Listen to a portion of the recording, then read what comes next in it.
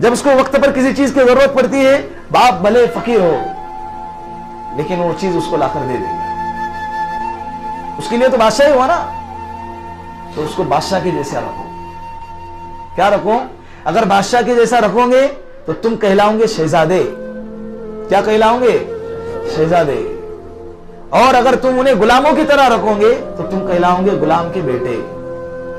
तो तुम खुद अपने रवैयों से अपनी हैसियत को क्या कर रहे हैं? शहजादा होना और गुलाम होना, दोनों में इज्जत और एजाज किसमें है? शहजादा होने में ना। बादशाह का बेटा शहजादा कहलाता है, प्रिंस जिसको बोलते हैं वो कहलाता है। तो ये बात आ गई माँ बाप के ताल्लुक से। कयामत से पहले ये होगा और ये हो रहा है। हर घर की ये कहानी है। माँ बाप की शिकायतें बहुत आती है मेरे पास कि बेटा सुनता ही नहीं है, बेटे ने घर से निकाल दिया, और बेटा ये करता है, बेटा वो करता है। बीवी आने के बाद बेटे का रवैया बदल गया, और जैसे 1-1.5 हफ्ता हो गया तो कहता है कि वाइफ इज लाइफ। और ये माँ बाप ने 25 साल तक जो करे वो क्या? कुछ नहीं।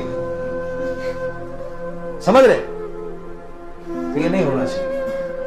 बीवी आज है कल नहीं। बीवी अगर चली भी गई तो दूसरी ला सकते हैं। औलाद अगर चली भी गई तो दूसरी औलाद पैदा कर सकते हैं। कर सकते पैदा कर सकते हैं। लेकिन माँ बाप अगर एक मर्तबा चले गए ना, कसम खुदा की नहीं आ सकती। फिर तरसोगे, कब्र पे जाके रोओगे, अब्बा बोलो ना, अब्बा कुछ तो बोलो ना। तुम्हारी डांट सुनने को कान तरसते हैं। फोन जब माँ बाप का आता है तो उठा लिया करो। मेरी भी बहुत कमजोरी है, बोल रहा हूं ऐसा वक्त के हिसाब से,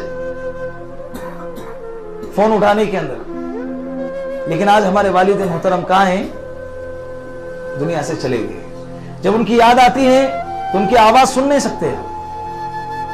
उनको मिलने के लिए हमको कहां जाना पड़ता है? कब्रिस्तान जाना पड़ता है। आज अल्लाह ने तुम्हें माँ बाप दिए हैं, उनकी कदर करो। घरों में हैं, उनकी इज्जत करो। एक वक्त आएगा कि उनको मिलने के लिए कहां जाना पड़ेगा, तब बोलोगे, पछताओगे, माँ तुम्हारी बहुत याद आ रही है, माँ तुम्हारी बहुत दुआओं की याद आ रही है। फिर उस वक्त का पछताना कुछ काम आएंगे। माँ बाप की डांटे सुन लिया करो। मेरे अब्बा मुझे बहुत डांटते थे, इतना। हमारे अब्बा का मिजाज बहुत सख्त था। अल्लाह उनको जज़ाए खैर अता फरमाए।